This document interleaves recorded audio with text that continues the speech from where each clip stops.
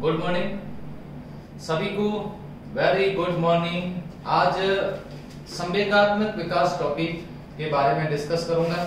उससे पहले वृद्धि विकास के बारे में मैंने आप सभी को बता दिया है कि वृद्धि विकास संबंधित प्रश्न ज्यादा पूछे जाते हैं और इस टॉपिक को बड़े अच्छे से आप लोग तैयार करिए। किस सी-टेट का एग्जाम दीजिएगा या फिर आर-टेट या फिर रीट जो भी वर्तमान में हो रही है उसके संबंधी जितने भी पेपर है आप पुराने पेपर में सॉल्व करवा रहा हूँ, इससे संबंधित जो प्रश्न है ये ज्यादा पूछे जाते हैं। आप जो बात करेंगे आज संवेगात्मक विकास, संवेगात्मक विकास। संवेगात्मक विकास में इमोशनल डेवलपमेंट, जिसमें संवेग मतलब इमोशन, इमोवियर शब्द किस भाषा का है? इमोवियर शब्द लैटिन भाषा का है, जिसका शाब्दिक अर्थ होता है टू मूव या फिर उत्तेजित अवस्था, व्यक्ति की उत्तेजित अवस्था को संवेग कहते हैं। व्यक्ति की उत्तेजित अवस्था कैसे, इसको मैं उदाहरण देकर के आपको समझाऊंगा। लेकिन संवेग के बारे में मनोवैज्ञानिकों ने इस प्रकार से कहा है कि संवेग जीवन में रंग भर देते हैं। व्यक्ति की कलरफुल लाइफ जो होती है वो संवेग द्वारा निर्धारित होती है। बिना संवेग के जीवन कैसा, देखिए बिना संवेग का जीवन किस प्रकार का? कोई जीवन नहीं बिना संवेग का, पशु समान फिर हो जाएगा, बिल्कुल मशीन की तरह मशीन हो जाएंगी। इसलिए उसके अंदर संवेग का होना बहुत जरूरी है। वुडवर्थ ने भी यही कहा था, यहाँ समझ लेना बात को। वुडवर्थ ने कहा था व्यक्ति की उत्तेजित अवस्था को संवेग कहते हैं, वुडवर्थ ने ये कहा था। और मैक्डूगल की परिभाषा यहाँ जरूरी है। मैक्डूगल की क्यों जरूरी है? क्योंकि मैक्डूगल ने जो मूल प्रवृत्तियां बताई उन मूल प्रवृत्तियों का से संबंध है किसका? संवेग का। तो इन्होंने कहा व्यक्ति मूल प्रवृत्ति की, किसकी? मूल प्रवृत्ति का अपरिवर्तनशील एवं आवश्यक रूप ही क्या है? संवेग है। मूल प्रवृत्ति का अपरिवर्तनशील, बिल्कुल सही बताया। यहाँ पर किस तरह से मैं आपको बताना चाहता हूं, जैसे भय क्या एक संवेग है, ये एक संवेग है। अब मूल प्रवृत्ति क्या है? भागना या फिर पलायन। मूल प्रवृत्ति पलायन है। तो देखिए मूल प्रवृत्ति का अपरिवर्तनशील, इसमें कोई परिवर्तन नहीं है। भय होने पर भागना ही है, कोई परिवर्तन नहीं है। तो ये कौन सा रूप है? अपरिवर्तनशील रूप है। भय होने पर व्यक्ति कुछ भी नहीं देख सकता और तुरंत भाग जाएगा। ये अपरिवर्तनशील है, आवश्यक दशा है। ये किसने कहा था? ये विलियम मैक्डूगल ने कहा था। व्यक्ति की उत्तेजित अवस्था है।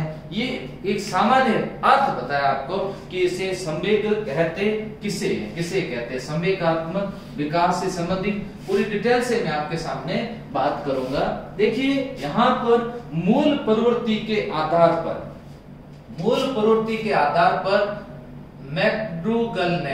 मैक्डूगल ने संवेग के 3 पक्ष बताए। कौन से 3 पक्ष बताए? नंबर 1 ज्ञानात्मक, नंबर 2 भावात्मक और नंबर 3 क्रियात्मक। इसको अच्छी तरह से आप समझ जाएगा कि 3 पक्ष बताए, ज्ञानात्मक, भावात्मक और क्रियात्मक। देखिए ज्ञानात्मक कैसे? ज्ञानात्मक मतलब क्या कर देना? पहचान करना। पहचान किसकी करना? देखिएगा सबसे पहले बात बता देता हूं। उदाहरण से एक व्यक्ति ने शेर को देखा। शेर को देखने पर शेर की वो पहचान कर लेगा कि शेर का स्वभाव किस प्रकार का है। स्वभाव की उसकी पहचान हो जाएगी। पहचान होने के बाद में अब उसके अंदर संवेग, पहचान होने के बाद में उसके अंदर एक संवेग एक्टिव हो जाएगा। पहचान होने के बाद में संवेग कौन सा? भय संवेग उसको सबसे ज्यादा, भय संवेग उसके अंदर सबसे ज्यादा क्रियाशील हो जाएगा। अब ये उसका आंतरिक रूप है। ये उसका क्या है? आंतरिक रूप। अब बाह्य प्रकट हो जाएगा, आंतरिक रूप का बाह्य प्रकट हो जाएगा। अब वो पलायन करेगा। क्या करेगा? पलायन करेगा, यानी कि वो भाग जाएगा। अब ये क्या है? उसका क्रियात्मक रूप है। तो क्या समझ लेना हमें ये समझ लेना है कि संवेग वो आंतरिक दशा एवं बाह्य लक्षण है जिसके आधार पर व्यक्ति का व्यवहार निर्धारित होता है। तो यहाँ पर 3 बातें बताई, ज्ञानात्मक, भावात्मक और तीसरी कौन सी, क्रियात्मक। ज्ञानात्मक से पहचान करना, भावात्मक से भय, क्योंकि संवेग से ये शब्द जुड़ा होता है। भावात्मक, संवेग मतलब भाव, इमोशन, इमोशन, ये शब्द जुड़ा होता है। संवेग रहित व्यक्ति किसके समान है, पशु के समान, ऐसा कहा जाता है, ऐसा कहा जाता है। तो ऐसी स्थिति के अंदर संवेग जुड़े होने बहुत जरूरी है। संवेग से लाइफ, कलरफुल लाइफ बनती है और लाइफ के अंदर बहुत सारे निखार आता है। कर्ति भाव, ऐसे बहुत सारे संवेग हैं जिससे हमारे अंदर रचनात्मकता का गुण विकसित होता है, रचनात्मकता का गुण विकसित होता है। अब इसके अलावा बात करते हैं संवेग के प्रकार की बात करें। प्रकार दो प्रकार के होते हैं, एक सकारात्मक, सकारात्मक और दूसरे नकारात्मक, नकारात्मक। सकारात्मक कौन से, सुख है, हर्ष है, उल्लास है, उल्लास है, ये किस प्रकार के, सकारात्मक है। अनुराग है, ये सकारात्मक है। और नकारात्मक कैसे हैं, भय है, क्रोध है, ईर्ष्या है, ईर्ष्या है, द्वेष है, द्वेष है, ये सब कैसे हैं, नकारात्मक। और व्यक्ति के जीवन में नकारात्मक संवेग भी जरूरी है। अगर किसी में भय संवेग नहीं हुआ ना, अब एक ऐसा बालक कल्पना करो जिसके अंदर भय संवेग नहीं है, वो सांप को पकड़ लेगा, उसके अंदर भय संवेग नहीं है। ऐसी स्थिति में व्यक्ति के जीवन में नकारात्मक संवेग भी होने बहुत जरूरी है। इसमें ये मत समझिएगा कि नकारात्मक संवेग नहीं होना चाहिए, बल्कि नकारात्मक संवेग भी के साथ साथ में आवश्यक है। और ये संवेग दो प्रकार के हैं, सकारात्मक और दूसरे कैसे, नकारात्मक। संवेग के प्रकार इससे पहले मैक्डूगल द्वारा बताए गए 3 पक्ष आपको बता दिए गए। अब बात करते हैं संवेग। संवेग के बारे में सबसे पहले अध्ययन किसने किया, उनकी बात करते हैं। वॉटसन के द्वारा सबसे पहले संवेग के बारे में अध्ययन किया गया। नवजात शिशुओं का अध्ययन किया उनके द्वारा। नवजात शिशुओं का अध्ययन करके इन्होंने कहा 3 प्रकार के जो संवेग हैं, 3 प्रकार के संवेग वो कैसे होते हैं, वो जन्मजात होते हैं। 3 प्रकार के संवेग को इन्होंने जन्मजात बताया था। वो 3 प्रकार के संवेग कौन से थे, भय, क्रोध और पीड़ा। इन 3 प्रकार के संवेग को इन्होंने जन्मजात बताया था। यहाँ ये आपका ध्यान आकर्षित करना मैं चाहूंगा, संवेग जन्मजात नहीं है। अगर इस तरह का प्रश्न आता है तो उत्तर यही दीजिए, लेकिन जन्मजात प्लस मौलिक, जन्मजात और मौलिक किसने बताया था, जन्मजात और मौलिक किसने बताया था, केवल किसने, वॉटसन के द्वारा ही बताया गया। इसके अलावा किसी के द्वारा नहीं बताया गया। यहाँ ये वॉटसन के बाद में समझते रहिएगा, वॉटसन के बाद में संवेगों पर या संवेगात्मक विकास पर सबसे ज्यादा अध्ययन किया मैडम ब्रिजेज ने। ब्रिजेज के द्वारा सबसे ज्यादा अध्ययन किया गया। इन्होंने कहा कि जब 24 माह का हो जाता है, यानी कि कितने वर्ष का, 2 वर्ष का हो जाता, तो लगभग सभी संवेग विकसित हो जाते हैं, विकसित हो जाते। कितने वर्ष का हो जाता है, 2 वर्ष का हो जाता है, तब लगभग सभी प्रकार के जो संवेग हैं वो विकसित हो जाते हैं। कैसे, इन्होंने किस तरह से बताया, एक सारणी दी। जन्म के समय संवेग रहित होता है, ये ध्यान से समझना, संवेग रहित होता है, वो केवल उत्तेजना अनुभव करता है। इसका मतलब संवेग जन्मजात नहीं है। 3 माह के अंदर सुख और दुख के संवेग प्रकट होने शुरू हो जाते हैं, सुख और दुख के संवेग विकसित प्रकट होने शुरू हो जाते हैं। 6 माह का होता है, तब दुख से भय है ये, और क्रोध है और घृणा है, ऐसे संवेग विकसित हो जाते हैं। और जब 12 माह का हो जाता है, तब सुख के संवेग विकसित हो जाते हैं। उल्लास, अनुराग ये विकसित हो जाते हैं। और 24 माह का हो जाता है, तब उसमें हर्ष का संवेग विकसित होता है, और लगभग सभी संवेग विकसित हो जाते हैं। लेकिन अब इन सब का प्रकटीकरण अलग अलग रूप में होगा, अलग अलग समय में प्रकटीकरण होगा, उसके बारे में प्रश्न अलग अलग पूछे जा सकते हैं। और पुराने जितने भी पेपर हुए उसके बारे में मैं आपको बताता रहूंगा कब कौन सा प्रश्न पूछा गया, तो आप भी अच्छी तरीके से इसको याद करते रहिए। ये थोड़ा सा याद रखना, 3 माह में, 6 माह में, 12 माह में और 24 माह में कौन कौन से होते हैं। साथ में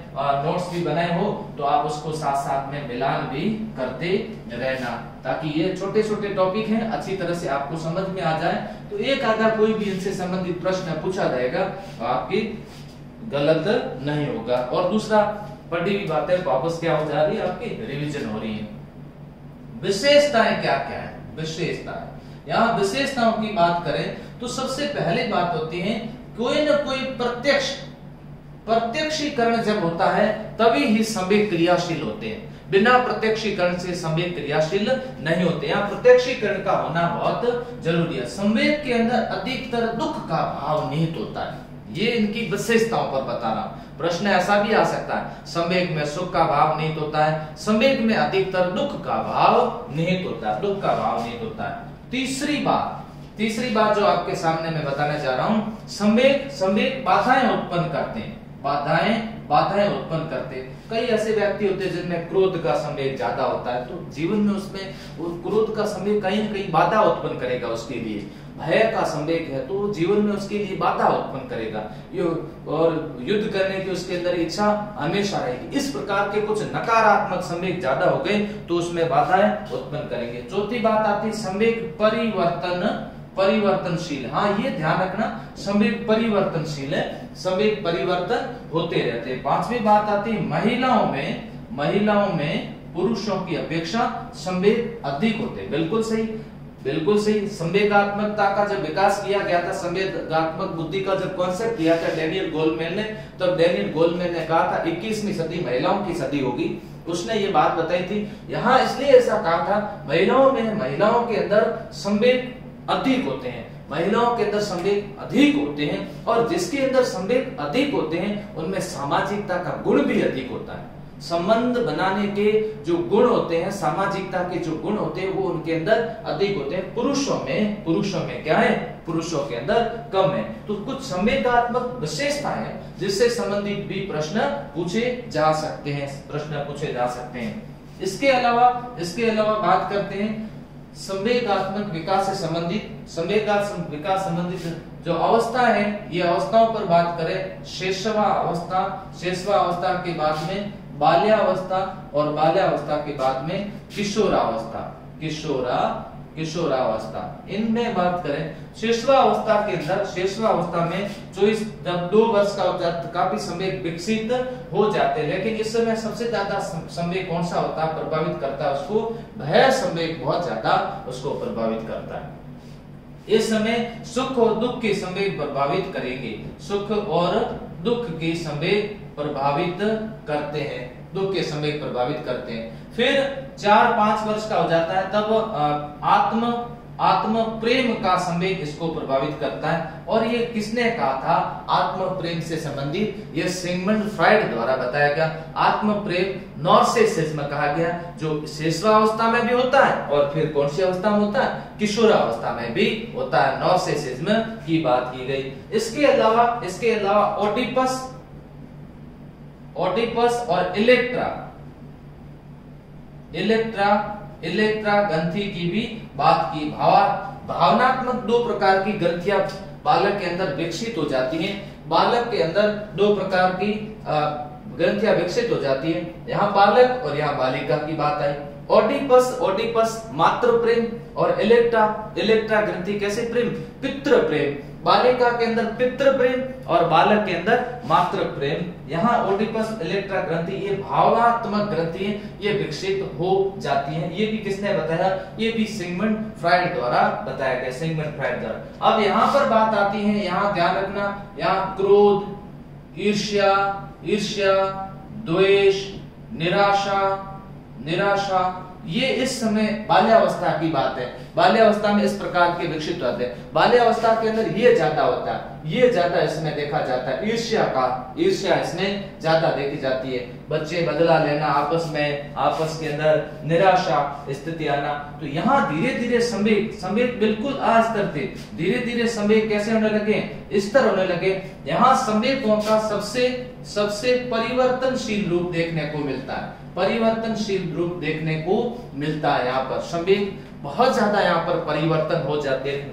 यहाँ पर जो संवेग है, जैसे बात करेंगे वीर पूजा, देशभक्ति, यहाँ पर प्रेम का संवेग, यहाँ क्रोध का संवेग, काम भावना का संवेग, आत्म गौरव का संवेग, इस प्रकार के संवेग इसके अंदर विकसित हो जाते हैं। और ये अवस्था कौन सी है, ये अवस्था है किशोरावस्था। तो किशोरावस्था, शिशुअवस्था, बाल्यावस्था। लेकिन धीरे धीरे यहाँ बिल्कुल भी संवेग स्तर नहीं है, यहाँ बिल्कुल भी स्तर नहीं है, लेकिन धीरे धीरे संवेग स्तर होने लग जाते हैं। और यहाँ आने पर संवेग क्या हो जाते हैं, यहाँ आने पर संवेग स्तर हो जाते हैं। संवेग क्या हो जाते हैं, स्तर हो जाते हैं।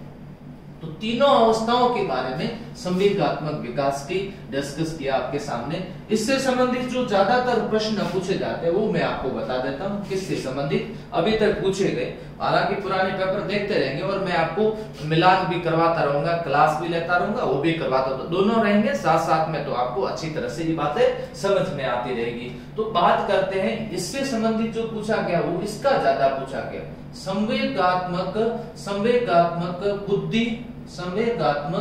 बुद्धि लब्धि से संबंधित प्रश्न ज्यादा बार पूछे जा चुके हैं। EQ इमोशनल क्वोशेंट जो है, संवेगात्मक बुद्धि लब्धि से संबंधित प्रश्न पूछे गए। संवेगात्मक बुद्धि लब्धि से थोड़ा सा जानने की कोशिश करें। 1920 ईस्वी के अंदर इसके बारे में सबसे पहले ध्यान आकर्षित किसने किया था, थॉर्नडाइक द्वारा किया गया। थॉर्नडाइक ने 3 प्रकार की बुद्धि बताई थी, उसमें जो तीसरा बताया था जिसका नाम था सामाजिक बुद्धि, तब थोड़ा सा ध्यान आकर्षित किया गया। लोगों का यहाँ पर ध्यान आकर्षित करने वाला पहला व्यक्ति थॉर्नडाइक था। लेकिन अभी तक संवेगात्मक बुद्धि से संबंधित कॉन्सेप्ट विकसित नहीं हो पाया। भावात्मक बुद्धिमत्ता के बारे में मैस्लो के द्वारा भावात्मक बुद्धिमत्ता के बारे में कहा गया, लेकिन ये भी इनका कोई सिद्धांत ज्यादा प्रसिद्ध नहीं हो पाया। अब हावर्ड गॉर्डनर के द्वारा 1983 ईस्वी को बुद्धि के प्रकार बताए गए, बुद्धि के प्रकार बताए गए। और उस बुद्धि के प्रकार में जो 6 और 7 नंबर का प्रकार बताया गया वो इसी से संबंधित था। व्यक्तिगत आत्मन और व्यक्तिगत अन्य, ये जो प्रकार बताए गए, व्यक्तिगत आत्मन और व्यक्तिगत अन्य प्रकार बताए गए, वो इसी से संबंधित था। उसके बाद में 1990 ईस्वी सबसे पहले संवेगात्मक बुद्धि लब्धि शब्द का प्रयोग किसने किया, John Mayer Peter Salovey. John Mayer और पीटर जॉन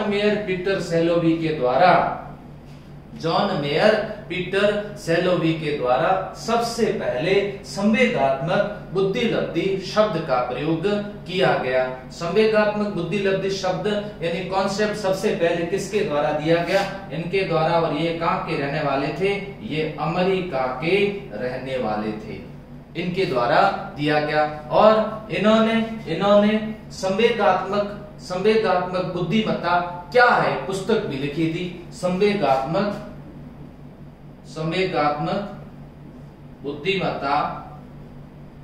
बुद्धिमत्ता क्या है, इस पर इनके द्वारा एक पुस्तक भी लिखी गई और उस पुस्तक में सबसे पहले इसके बारे में वर्णन किया गया। अब इस कॉन्सेप्ट के वास्तविक जन्मदाता कौन है, और वास्तविक जन्मदाता कौन है जिसने ये कॉन्सेप्ट दिया था, और वास्तविक जन्मदाता उन्होंने 1995 के अंदर 1995 के अंदर 1995 के अंदर यूएसए के अंदर, और उस व्यक्ति का नाम था डेनियल डेनियल गोलमैन, और डेनियल गोलमैन को इस संवेगात्मक बुद्धि लब्धि कॉन्सेप्ट का वास्तविक जन्मदाता माना जाता है, वास्तविक जन्मदाता माना जाता है। इनके द्वारा इसका सबसे ज्यादा प्रयोग किया गया।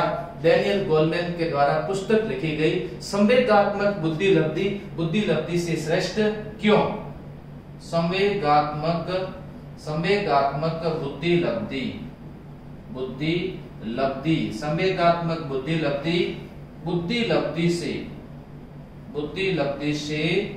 लब्धि से श्रेष्ठ क्यों ये पुस्तक लिखी गई, और इस पुस्तक से संबंधित इन्होंने सर्वाधिक प्रयोग किए गए। और प्रयोग में इन्होंने बताया था कि संवेगात्मक बुद्धि लब्धि